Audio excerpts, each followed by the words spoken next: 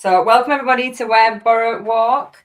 I guess we're a bit excited. 24 hours on. Well, not even 24 hours on from Tuesday's game against Birmingham. Early thoughts, Sean? You were there. What do you think? Oh, unbelievable game. Really, really good. I must admit, when I saw the lineup, it felt a bit defensive, which is not a bad thing away from home, but it felt a bit like we respected the challenge we were up against because they've only lost one all season at home. But I didn't know how the back five was going to pan out. Hellberg not played it before, but I think it really sprung a surprise on them as well because they can't have expected it because none of us did, I don't think. But it really suited us, and he's since come out, hasn't he, Hellberg, and said that it enabled Britain and Target to push really high up the pitch. And they're not as good at playing out, I don't think. So, yeah, really, really good away performance, I think. Craig, you think the same? Did you caught the game?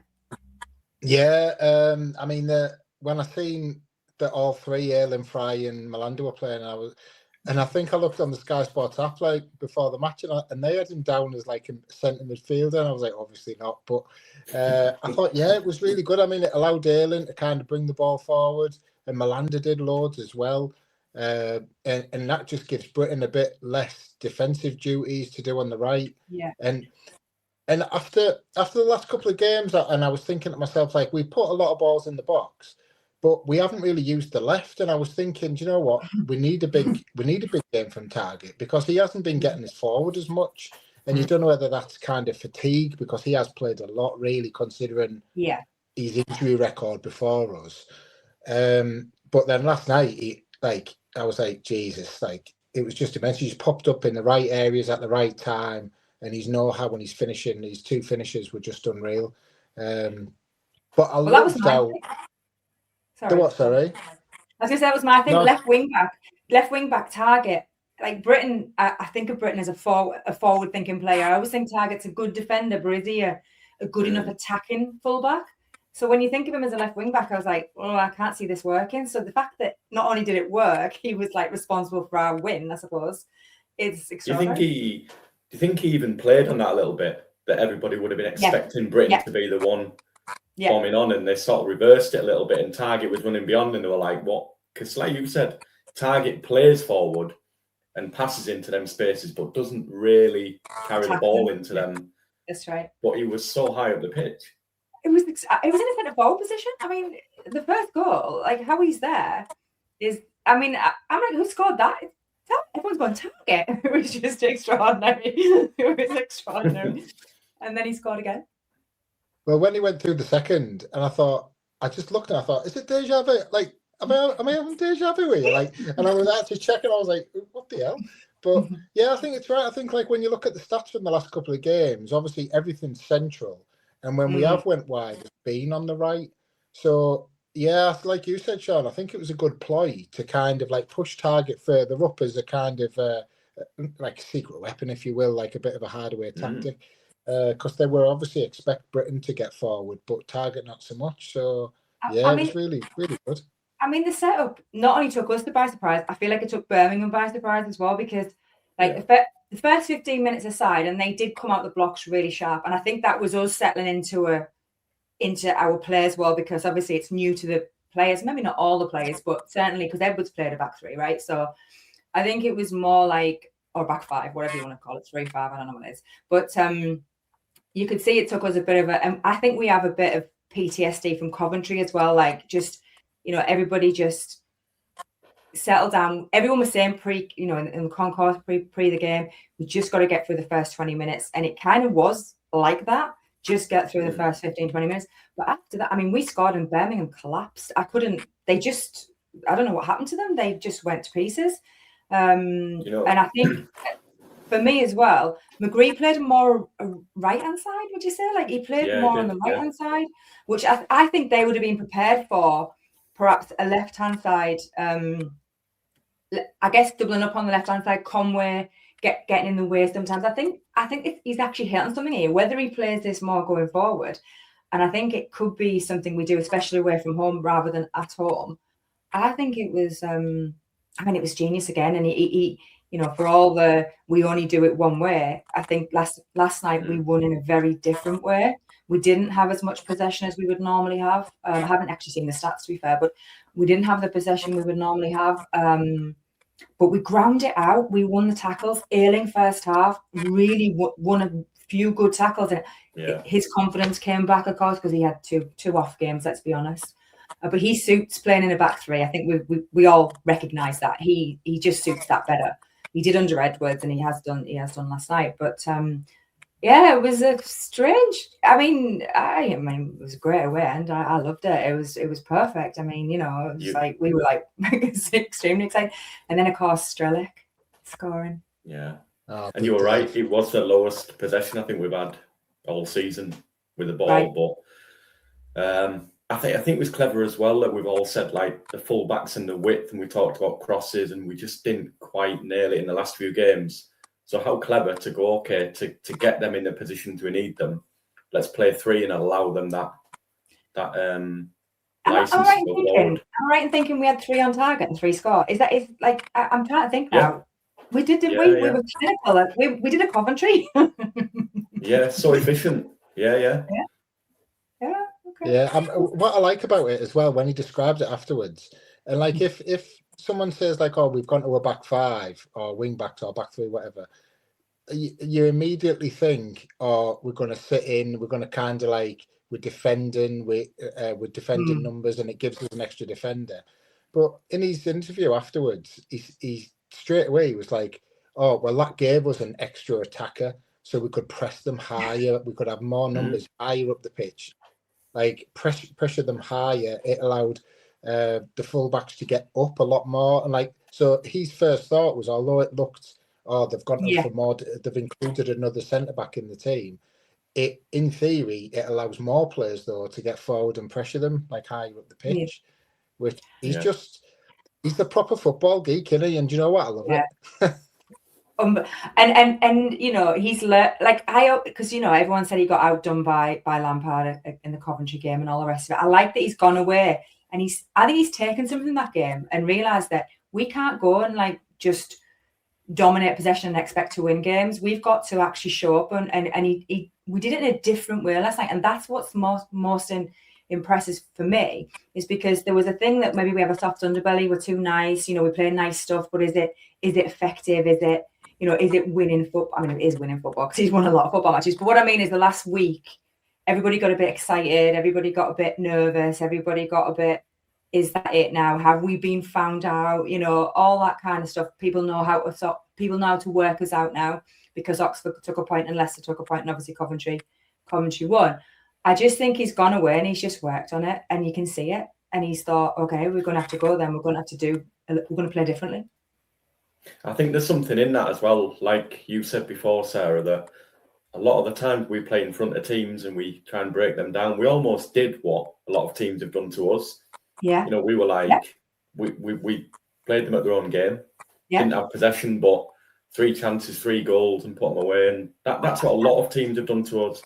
Yeah, absolutely. And I have to say, I know Birmingham scored, and it was the worst time for them to score. I mean, literally, they come out and they score straight away second half. I'm like, oh gosh. But give it, after about 5 minutes after that, I never really felt like they were going to get back into it. Like, no. I never felt it. Like, the worry was West Brom's type scenario would happen where all of a sudden it'd be just an onslaught and we'd just be like backs to the wall. It never felt like that. It never, apart from Sol Bryn having his venture into the centre spot, that was kind of interesting. But I mean, everyone's had a go, but I thought, but he did well because he took the foul, right? He just went, okay, I've lost this now. I'm just gonna have to take the foul, and it was smart. Do you know what it reminded me of? When you were a kid and you used to play like sensible soccer, and your keeper could take everybody on and score. It's like he done the first interception, and I thought, well done, you've done that. And then he went again. I thought, no more. And then he did another one, and I thought, what's he doing? And I thought if he'd got away with that, he wasn't going to go back, was he? He was going to go for that. I thought, just have a shot, bollocks. But it was class. I love that. So last night aside, then, what about player of the month for Middlesbrough? Do you want to go first, Sarah? Yeah, I can go first. I mean, I thought about this. It's not. I mean, you could argue February. I mean, February was not nowhere near as good as January, where we had our rows over Brown and Malanda and all the rest of it. Although I'm clear that now that Brown obviously won it because he won it for the league as well, didn't he? I think for me, there's two players that I think have been impressive. Hackney always shows up. So I looked at the games. I looked at Sheffield United, and I just think he always gives a 7 or 8 out of 10 performance. I mean, you could argue last night was one of his actually more poor games, to be honest, but that was March, so it doesn't count. But I think Hackney probably edges it for me just ahead of Conway. And I tell you why I think Conway. I know he didn't score, and I know everyone will say, oh, yeah, but he didn't score, and he's a goal scorer, and I understand all of that, and I get that.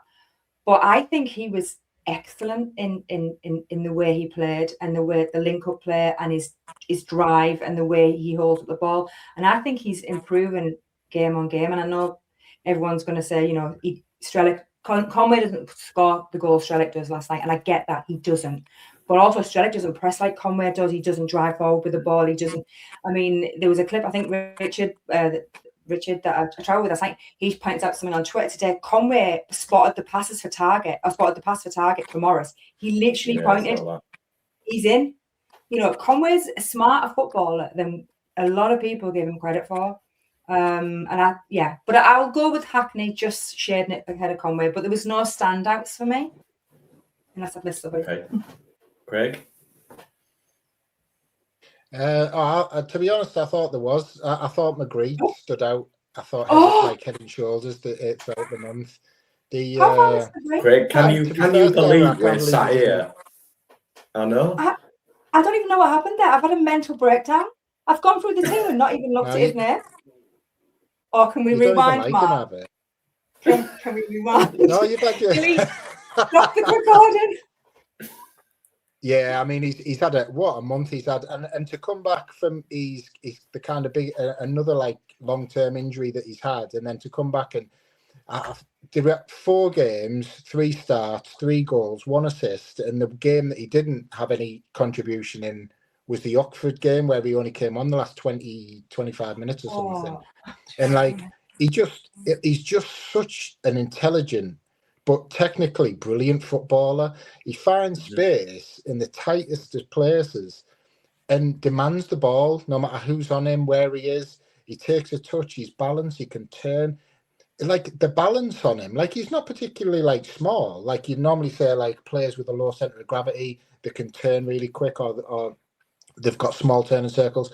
But he's not particularly small, but he is. And he can just move around players and he can just spot them gaps and them passes. He's so intelligent. I think like going like an attacking third, I think if he's fit and like with him, Hackney and Conway, the movement that them 3 have, and then you can put another one in like Strelic or Whitaker or whatever. But I think he's been immense. And if he's fit from now to the end of the season, I think, that's he's key to us going up. Oh, I've had a mare there. I've got the Grams follow me up. It has to be McGree, doesn't it? We only scored 4 goals and he was involved in all of them. And nobody arrives in the box better than him. We have goals all over the field, but he's just got that knack of arriving just onto the ball to put it away. But yeah, McGree. All right, I 100% agree. I don't know what I've had a meltdown there. I won't care. I had breakfast sat 2 tables away from this morning. I had breakfast. Tim and Morris were in the cafe having breakfast. I can't believe I haven't thought of McGree. Anyway, sorry, meltdown. What was he eating? He was having. He was having like a ciabatta thing. I don't know if it was bacon or I think he was having a ciabatta type thing. I don't know. Sorry, but obviously I didn't go ask him. I didn't ask him. Anyway, let's move on swiftly because I'm just like. Sarah, you need to up your game. I'd have been on the table cutting his food up for him. I was like, are you tired? You had a late night last night. Do you want me to help you with that? Yeah. No, but he actually didn't play that great last night. I don't. But anyway, let's move on from that because I've already lost my status as Riley McGree's #1 fan very quickly. Referees. Now, I'm not a big fodder of referees in terms of I don't know much about. I don't join the debate. Like I'm not one of those fans who's like howling for the referee every game for every decision and all the rest of it. I'm just like, it is what it is. I think it evens itself out. There's some howlers in the Championship, of course, but that's what it is. That it's a fast-moving game, all the rest of it. But anything on referees from you? Are there any good ones in our league? Who's the best? Who's the worst? I don't know too many in our league, sadly. No. I do. Obviously, they're higher profile, and I think there's a few decent ones in the Premier League. I don't mind Michael Oliver. I think he's decent. Yeah. There's a few that caught controversy. I think Jared Gillett's one of them. There's a few in there, but to be fair, I thought the ref last night did all right. I think he did pretty well. Someone mentioned Tom Neal the other day, the guy that flagged that didn't give Ayala the goal against Birmingham in 2016. Oh yeah. And apparently he's still refing in the Championship. I thought that was quite funny. Anything from you? Do you know what? I looked at some I don't look at specific referees and who they are and where they're from and things. I know sometimes it creeps up online, doesn't it? And this, say for example, when we play Sheffield United and they said, "Oh, well, he's from Yorkshire, he shouldn't be reffing," and then everyone targets him type of thing. But I don't really look at it. Like, I know there was the handball target should have had a penalty the other week. Was it Leicester when there was the blatant handball? And there's like you say, Sarah, there's human error all over the place, but it kind of does balance itself out.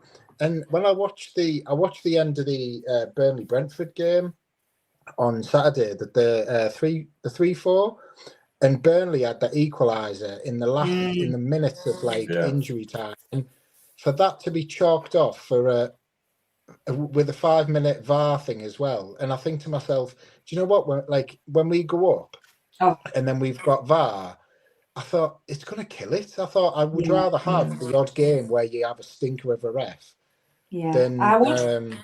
have the VAR controversy. I'd rather have a bad referee than VAR. I think it's awful. It's ruining the game for me. I don't like it at all. The problem is they look at it for minutes and then sometimes after 5 minutes send the ref over anyway. I think, well, what have they decided then? It's pointless. I think there should be a time limit on it. If they can't decide within 2 minutes, move on. That seems a given for me. Yeah, it should do, but it doesn't take, when you watch La Liga or Serie A, it doesn't take as long. It's for some reason, Stockley Park, there's no, like you said, there's no time limit, and they tend to take ages. Where you watch other leagues and where they have VAR in and they use it, it's pretty quick and really accurate, especially the offsides where they draw the lines and everything. There seems it needs tidying up, but that's the thing about the refs. I would rather have the human error every once in a while than have the computerized. Everything should be perfect. VAR thing. Yeah, and relegation. Who's R is for relegation? Who do we want to be relegated from? First of all, the Premier League, and then even the Championship. Premier League. Well, two are done, aren't they? Wolves and Burnley are going, aren't they?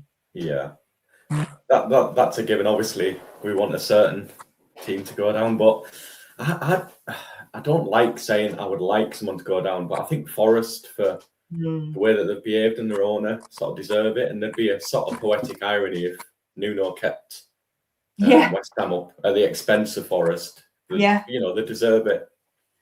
And Pereira took two teams down in one season. I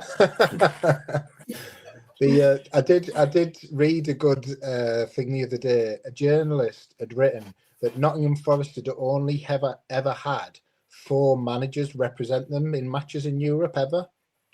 And this season they've had 4 managers. So just in the season.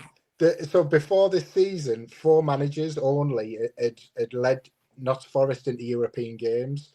And then obviously this season, they have had 4 as well, just in this season representing European games.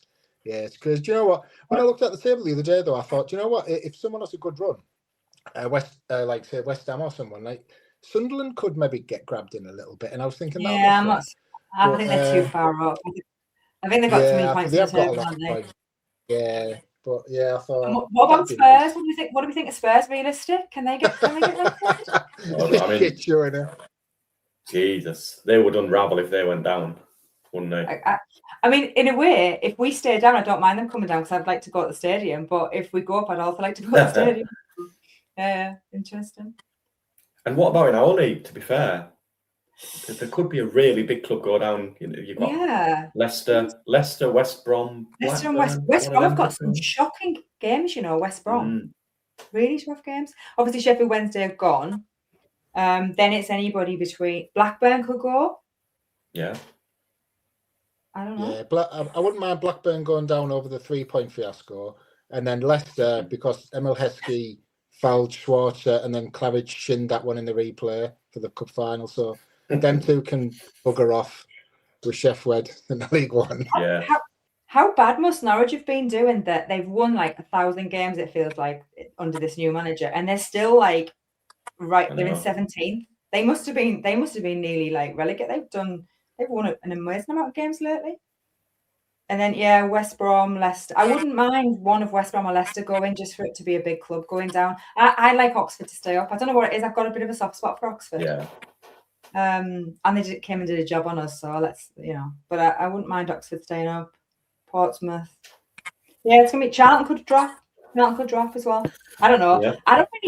I'm a bit like you. I don't really like see teams get relegated. It's brutal because as a fan how awful that is. And League One for me is just, I would hate to go to League One. I don't mind Championship, Premier League, Championship. I would hate to go to League One, I must say. So A to Z R. I think we haven't built R up big enough in the sense that, when we had M, we were all like, oh, M's going to be an absolute humdinger. I think R is an absolute humdinger. Craig, you can go. You start. There's a lot. Well, are we just name dropping, or are we going with what R we want in?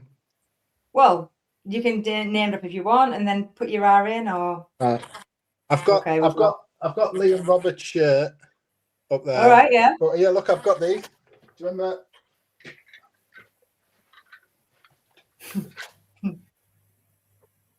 Number 2. Who do you think that is? Don't know. Michael Reisiger. Oh, Reisiger. I saw his name. Reisiger, of course.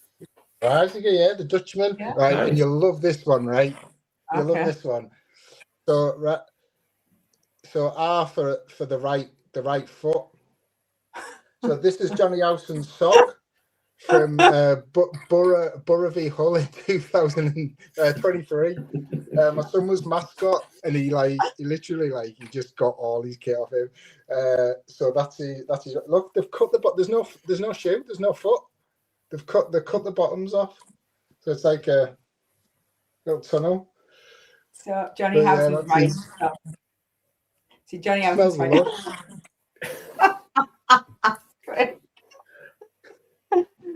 Who have you got? Smells like Brut and Weed Killer. Liam Roberts. Remember when he did that kick against the Crystal Palace player? Yeah. That came up on the timeline today. That was his. I'm sure that was the shirt I got it from. Yeah, I'm sure that was the shirt. He kicked him in the face, didn't he? He played for Millwall at the time. Don't forget. Oh, Yeah, he did. Which one? Who was it? Was it Matata? Yeah. It came up on. I think it's like so many years since it happened. Do you remember the outcry though? It was ridiculous, wasn't it? It was absolutely insane. No. Was it last season? Yeah, they wanted him banned, didn't they? For like a year. Like life, criminal. In fact, they wanted him criminally charged. I think, didn't they? Assault and all that stuff. Got his ear, didn't it? Yeah. It's just... Bless him. Anything for you, Sean? What you thinking of for R? Mine are all pretty much the same era. Robbo, Ravanelli, Riverside. Yeah. All sort of cooped up in that sort of halcyon days in the 90s. Yeah. I mean Robson. Yeah. If I was pushed, I think Riverside will go in. Yeah. But Robbo was huge because of the names that he brought to us, and I'd never seen that kind of caliber of player pulling on a Boro shirt, and what his name. He was a great manager, but forget his managerial sort of prowess, if you like, but the pull that he had as an ex-player for England and Man United, we would have never got them names through the door if it weren't for Robbo, I don't think. No. Ravanelli, I mean, it was an extraordinary time. Robson was, when he came, it just shifted, everything shifted. and it led to obviously Janino, Emerson, and all the rest of it. But Robson was huge for me. Another manager as well, Rioch, we have to mention. Huge for the club. You know, when you think about what he did with that young bunch of lads who, you know, weren't getting paid and all that kind of stuff. Ripley as well. Sorry, yeah, Ripley. I got Ripley. Yes, Joe Ripley. Rippers. But that time was like really. I think it was really special. But between Rioch and Robson, Riverside, really, really important. I also had like, you know, Rogers, Ramirez, Rhodes, good quality players that we had, you know, I'm thinking about Rhodes and hoping Blackburn's going to be a little bit like Rhodes against Bolton, and we're going to win that, and it's going to be like really important for our promotion battle. Yeah. Robbo, Rioch, Riverside. We've got Hamilton Rickard as well, remember? Yeah, Rickard. Premier League, do you remember Ricardinho as well? Rockenbach. Yeah. Oh, Rockenbach, yeah. Yeah. Ricardinho, World Cup winner. Did he only play once? Ricardinho, what year did he come? I can't even remember. 2003. He came as, so we signed him. It was after the World Cup, like 2002 World Cup, when like Janino came. Yeah. And we signed him, and I remember I read an article the other day, and so he came, he didn't play, he wasn't in any match day squads, and then he had one appearance, and then again he just didn't play, and then he got released. It was only a 6-month deal or something. And then McLaren said, oh, he was only here to cover injuries and suspension. I thought 6 months for like injuries and suspension, but he's won the World Cup like literally just 18 months earlier. We got him in as the kind of reserve. I think that's passed me by. I think I've forgotten that even happened. Yeah. There's Adam Reach as well. Adam Reach, yeah. I think we've got. I mean, they're not as high quality as the M's. Don't get me wrong, but I just think there was a lot of them that were really important. But we probably have to go. I don't know about Riverside. Robson, Riverside. What do we think? You know what? I'd go Robbo. You know. Yeah. My vote goes Robbo. I think so, because we had some unbelievable times, and the Riverside would not have lit up like it did if it wasn't for what he brought in. You know, would the Riverside, I mean, if you think about that era of us being in the Premier League, 95, 96, 97, all that time, and obviously it went on, but I mean, I was just extraordinary times, you know, and yeah, I don't think we'd have filled the corners in if we Robbo. Yeah, let's go Robbo. Anything else before we go? I mean, even with the relegation, I'd stick with him 100%. Some people, we got some people mentioning we should mention restraining order for you, Craig. You know, with your love for Johnny Howson, that maybe that would be the Never. He loves it. He loves it. Although right, I'm not allowed to within a 20-mile radius of Leeds. Half a radius. Right, I think we're done, aren't we? Is that everything? And QPR at the weekend. That's it.